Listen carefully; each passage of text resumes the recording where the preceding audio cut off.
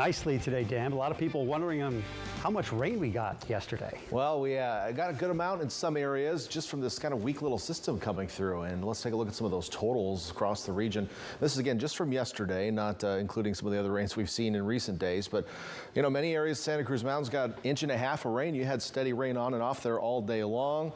About 1 inch in Big Sur was the wettest spot in Monterey County, and then down south and into our more populated cities, we saw 1.25 inches in Santa Cruz, 1/2 inch in Watsonville, and about 1/4 to 1/3 of an inch in most other locations, although it was a little dry in the Salinas Valley, even though you had a thunderstorm in Gonzales yesterday, which produced a little bit more. Soledad, only 0.03 of an inch, was actually the driest spot on the Central Coast. But the rain has been adding up, and that is the good news. The drought update this week showing big changes across the state. And let's take a look at some of the numbers to start off with.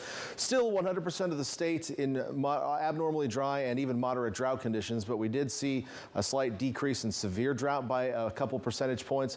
Extreme drought dropped quite a bit from almost 80% to 33%, a huge drop in that number. And exceptional drought, which last week covered 23% of the state, is now down to 1% of the state, and that is basically just in that far northern tip. So let's take a look at areas that saw improvement. I've drawn them in.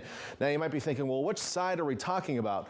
Well, basically all of this area here in the middle of these green lines. So we saw portions of the northern Sierra here and some of the interior coastal ranges up north. Pretty much all of central and the northern half of Southern California saw improvement, at least by one category of drought status. That does include our area. So the entire area locally saw at least one category improvement. So now, instead of being in extreme to exceptional drought, we are in severe to extreme drought. Most of the viewing area in severe drought, with the far eastern fringes of San Benito and Monterey counties in extreme drought. Some good news for us as we continue to see some rainfall here. Now, the bigger story actually in the coming days is going to be the temperatures. We're going to get a break from the rain over the next couple. Right now, it's a little cool out there. We did see some sunshine this afternoon. It's still 59 in Salinas, which seems pretty warm compared to some of the recent days. But as we head through the overnight hours, skies becoming partly cloudy will allow the temperatures to cool off, and I'm expecting some areas into the low 40s, even upper 30s near the coast overnight, and even cooler for some of our inland areas. Now,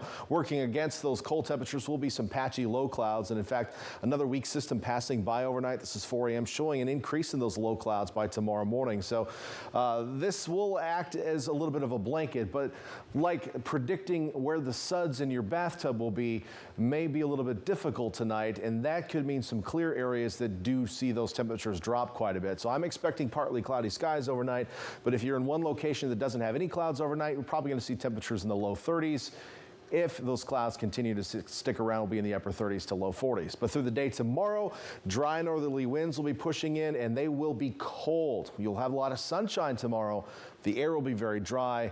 The wind will be picking up, especially on that exposed coast, and it's going to be chilly. Highs below normal for this time of year, and will lead to a couple of cold nights across the region. So look at those temperatures. Overnight tonight, again, not too bad. It could be colder if it weren't for those clouds, but highs will in the 40s to low 50s in the Santa Cruz Mountains tomorrow.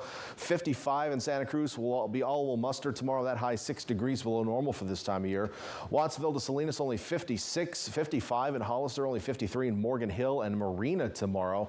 Over to Monterey and the Peninsula, only 52 in the Pacific Grove, with mid-50s in Monterey and 53 your high in Seaside. And then down south, we'll see highs mostly in the low to mid-50s as well.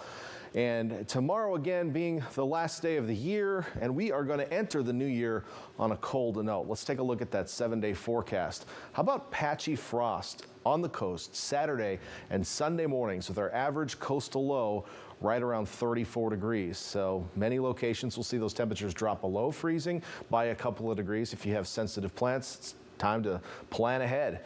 Now, as we head into next week, there's a chance of rain on Tuesday. It's not looking all that great. The one thing to notice is I do expect us to warm up by midweek. I think highs will be back in the 60s, which after these last couple of chilly weeks will probably feel pretty warm for you. As we look at inland areas also, very cold mornings as we ring in the new year. 29 on Saturday morning. That's our average inland low. 27 on Sunday. Places like the Hernandez Valley on Sunday morning could be in the teens. So it's going to be a cold couple of mornings to start the new year. The afternoons won't be all that warm either, with highs about 10 degrees below normal on January 1st. Beyond that, though, we're watching that chance of rain Tuesday and warmer weather returning as we head into Wednesday and Thursday. Phil. All right. Thanks, Dan.